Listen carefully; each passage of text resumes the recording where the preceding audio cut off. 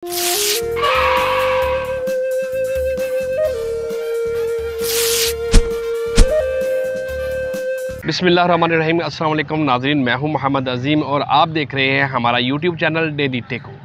नाज़रीन, जैसा कि आपको मालूम है कि हम मुख्तलिफ़ मकामात पे जाते हैं और अब टोबा टेक्सिंग की यादगार चीज़ों को आपके सामने लेके आते हैं।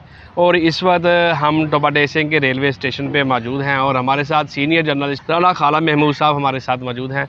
हम उनसे गुफ्तगू करेंगे और टोबा टेक्सिंग की रेलवे स्टेशन और रेलवे लाइन की हिस्ट्री के मतलब गुफ्तगू करेंगे। अस्सलाम वालेकुम राना साहब। वालेकुम जी। नाजरीन, ये डेली टेकू आपके लिए है और हमें कोशिश होती है कि अज़ीम साहब और मैं टोबा टेक्सिंग की मुख्तलिफ जो स्टोरीज़ हैं वो आपके सामने पेश करें और आप उसे लाइक करें, शेयर करें ताकि हमारा जो चैनल है वो दूसरों तक भी पहुंच सके। तो बात करते हैं, जिस तरह अज़ीम साहब ने कहा कि टोबा टेक्सिंग रेलवे स्टेशन पे मौजूद है। ये रेलवे स्टेशन जिस जगह पे मौजूद हूँ, ये जिस मकाम पे मैं खड़ा हूँ, ये पाकिस्तान बनने से क़याम पाकिस्तान से 47 साल पहले तामीर किया गया। मसलन मैं आपको बता रहा हूँ कि 1947 में पाकिस्तान मार्ज़ वजूद में आया और ये रेलवे स्टेशन 1900 में ये तामीर कर दिया गया था। 1900 में ये तामीर किया गया है। 1900 में ये तामीर किया गया। ये बात ये नहीं हमारे जहन में था कि ये टोबा टेक्सिंग का ये जो रेलवे स्टेशन है, शायद ये पाकिस्तान जब बना उसके बाद आवाम की सहूलत के लिए ये बनाया गया था। तो ये यानी कि उससे भी 47 साल पहले ये अजीम है, ये अंग्रेज़ का दौर था उस वक़्त जब ये रेलवे ट्रैक बिछाया गया। 1896 में ये रेलवे ट्रैक बिछाया गया। उस वक़्त 1896 में? जी बिल्कुल, 1896 की बात कर रहे हैं। तो बात ये अज़ीम कि हम आज यहाँ आए हैं इसलिए टोबा टेक्सिंग के रेलवे स्टेशन पे बात करेंगे बाद में। अब बात करेंगे हम, यहाँ पे एक सिख था टेक्सिंग के नाम से ये टोबा टेक्सिंग है और आज तक उस सिख के नाम से टोबा टेक्सिंग का नाम कायम दायम है।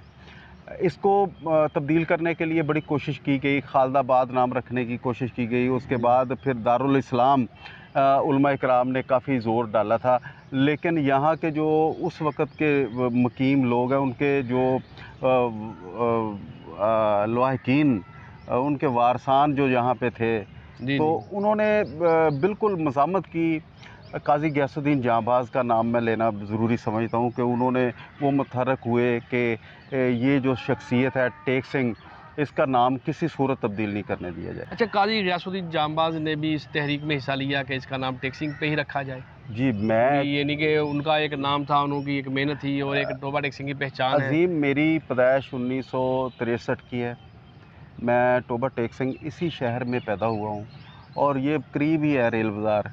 उस रेल बाज़ार में अपने नाना के घर में पैदा हुआ। नाना मेरे नाम मोहम्मद अली, उनके घर में पैदा हुआ हूँ। तो मैं ये सन 1963 से जब मैं होश संभाला अपना, तो मैंने अपने बुज़ुर्गों से ये सारी बातें सुनी हैं। अपने शहरियों के उन दोस्तों के साथ, उन बुज़ुर्गों के साथ बैठने का इत्तेफाक हुआ है जो टोबा टेक्सिंग के बारे में बहुत ज़्यादा हिस्ट्री जानते थे। काजी गयासुद्दीन जांबाज के साथ मेरा उठना बैठना था। वो उनकी ज़िंदगी बड़ी अच्छी एक स्ट्रगल ज़िंदगी थी। उन्होंने हर मुश्किल में, हर मौके पे जो है ना आवाम के लिए आवाज़ उठाई है। और ये काजी गयासुद्दीन जांबाज के बारे में तो मैंने भी सुना है कि एक बहुत बड़े वो सहाफ़ी भी थे और लखारी थे, एक कालम नगार भी थे। तो इसके बारे में मैं चलो वो कभी उन पे स्पेशल प्रोग्राम करेंगे। मेरे पास एक उनका ना रिकॉर्ड मौजूद है, मसलन वीडियो रिकॉर्डिंग मौजूद है, जो उनका इंटरव्यू मैंने किया था कि उन्होंने अपनी ज़िंदगी की स्ट्रगल कैसे की। इसको हम इंशाल्लाह एक सेकंड जो है ना प्रोग्राम, असल में राणा साहब आप सिर्फ और सिर्फ सीनियर जर्नलिस्ट हैं और आपने टोबा टेक्सिंग में इब्तदा से काम किया, जब से मसलन निजी चैनल्स जो हैं वो उनका आगाज़ हुआ है। आपने पहले दिन से काम शुरू किया, तो आपके पास तो टोबा टेक्सिंग की हिस्ट्री भी बहुत होगी, नॉलेज भी बहुत होगा, यहाँ के लोगों के मालूमात भी आपके पास काफ़ी बिल्कुल आप सही फरमा रहे हैं कि अपना चैनल से मैंने आगाज़ किया था। अपना न्यूज़ चैनल जो ना वो पंजाबी चैनल था। पंजाबी में, क्योंकि हमारी मादरी ज़बान तो पंजाबी है, इसलिए बड़े आसान था उसमें काम करना, बात करना।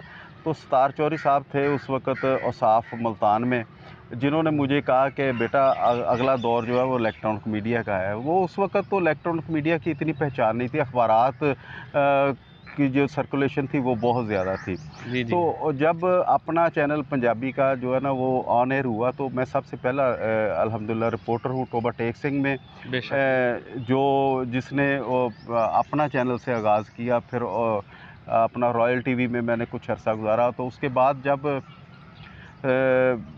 दुनिया चैनल अभी ऑन एयर नहीं हुआ था, इनडोर था, तकरीबन 1 साल, वो 1 डेढ़ साल जो है ना वो इनडोर ऑन एयर रहा। तो मैं जब इनडोर चैनल था उस वक़्त से मैं अल्हम्दुलिल्लाह दुनिया टीवी के साथ मुंसलिक हूँ।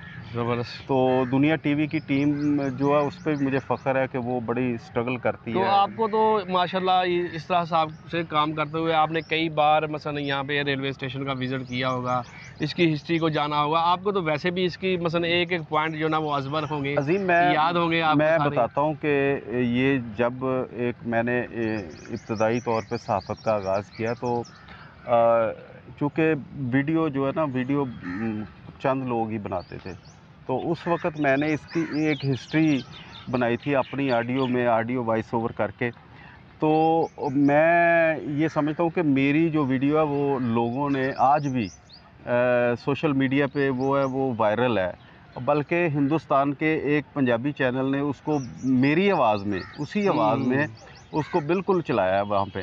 लेकिन नहीं देखा वो मैंने भी ना, वो टोबा टेक सिंह की हिस्ट्री के नाम से एक वीडियो आती है और एक बड़ी दर्द भरी आवाज़ सी होती है हिस्ट्री में, और बड़ा एक अंदाज़ है, बड़ा एक पसंद, बहुत नहीं, वो डॉक्यूमेंट्री बहुत ज़बरदस्त मैं बनी हुई। समझता हूँ उसमें ये बहुत नहीं सी वो कोताहियाँ राणा हैं, साहब मैं उसमें समझता हूँ। कोताहियाँ तो है, लेकिन ये कि वो देखे वो किस दौर की बनी हुई है कि जब मसलन के कोई सॉफ्टवेयर नहीं यूज़ होते थे और वॉइस को कंट्रोल करने के लिए कोई चीज़ इस्तेमाल नहीं होती थी, माइक भी हल्के होते थे। ये नहीं उस दौर की बात करते हैं ना, उस दौर में तो वो तो एक मसलन बहुत ज़बरदस्त किस्म नहीं, की थी ना बिल्कुल उस दौर में। बिल्कुल मैं इसी तरह कह रहा हूँ कि लोगों ने इतना पसंद किया उसे टोबा टेक सिंह की हिस्ट्री पे। इसी रेलवे स्टेशन पे है, टेकू अपना रेलवे ट्रैक के हवाले से है। ये 2 हिस्सों में जो शहर है तकसीम है हमारा। अच्छा, जब ये रेलवे ट्रैक बिछ गया और यहाँ पे स्टेशन, उस वक्त टेक सिंह कहाँ थे? उस वक्त या मौजूद थे यहाँ पे? उसके बारे में आप क्या मैं जानते हैं? बिल्कुल, आज चूँकि हमारा प्रोग्राम ही टेक सिंह के हवाले से है, टेक सिंह जो है वो क़याम पाकिस्तान से पहले यहाँ पे मुकीम था। जब वो मसलन ये मंडियाँ थी बनी हुई ये जंग में, और चीचा बदरी साहिवाल से लोग जंग की तरफ सफ़र किया करते थे, ये टोबा भी एक ये बहुत पुरानी ये मसलन रोड था बिल्कुल ये उस हमारा। वक़्त की बात है जब चीदा लोग यहाँ पे आबाद थे। सही सही। हमारी पिछले दिनों लाला अनीसुर रहमान भट्ट साहब से बात हुई जी थी। जी जी। आप नाज़रीन ने भी वो प्रोग्राम को देखा है। तो मकसद उनका उसका रिकॉर्ड करने का यही था कि उनकी जो फैमिली है वो इस क़याम पाकिस्तान के उस दौर में यहाँ पे मुकीम थी जब ये रेलवे ट्रैक बिछाया गया। और यहाँ पे टेक सिंह भी उस वक़्त अपनी ड्यूटी सर अंजाम दिया करता था। जो मैंने हिस्ट्री में देखा है, मैंने क्योंकि मैंने कोशिश की, जब मैंने ये स्टोरी बनानी है तो उसके बाद उससे पहले मैंने ना लाइब्रेरी है ज़िला कौंसिल की, वहाँ से कुछ किताबें पढ़ी हैं, कुछ अपने जो पुराने बुज़ुर्ग हैं उनसे मिला हूँ, उसके बाद मैंने वो उसको तरतीब दिया हिस्ट्री को। सही सही। तो आप देखेंगे तो वो टोबा टेक सिंह की हिस्ट्री आज भी वो ऐसे ही लगेगा कि जैसे हम टोबा टेक सिंह के पुराने दौर में पहुँच गए हैं।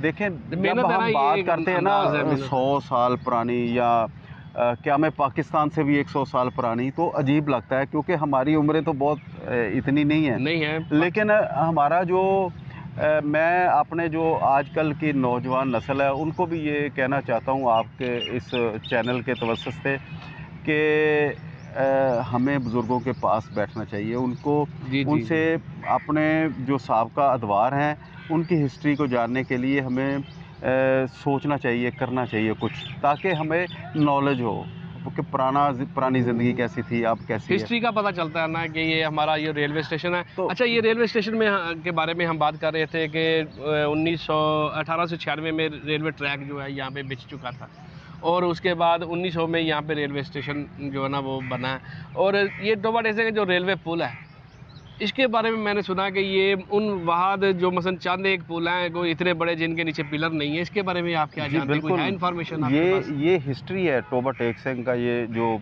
क्रॉसिंग पुल है ना रेलवे स्टेशन का, जी जी, ये सबसे पहला वो ऐसा पुल है जिसके नीचे सपोर्ट नहीं है, सपोर्ट नहीं है, बगैर देखें, मसलन पिलर के बगैर, हाँ, हाँ जी, स्तून के बगैर। ये देखें ना, दो शहरियों को आपस में मिलाने के लिए दो इलाके हैं, क्योंकि ये रेलवे जब ट्रैक बिछाया गया तो जो शहर के मुकीम थे ना पुराने, जी जी, वो दो हिस्सों में तकसीम हो गए थे। तकसीम हो गए। उसके बाद क्योंकि ये रेलवे फाटक है, रेलवे फाटक के जो मरकज़ी रेलवे फाटक है उसको क्रॉस करेंगे तो हम इस तरफ आएंगे। यहाँ पे देखें जिस तरफ हम इस वक्त खड़े हैं, जी जी, यहाँ पे सब्ज़ मंडी हुआ करती थी। लोगों को, जो शहर के लोग हैं, वो सब्ज़ मंडी से अपना सौदा सलफ ख़रीदने के लिए आते थे। तो इस तरह ये पूरा इलाका जो है ना वो आबाद हो गया है। इस तरफ दूसरी यानी इन तरफ लोगों को आपस में फिर जोड़ने के लिए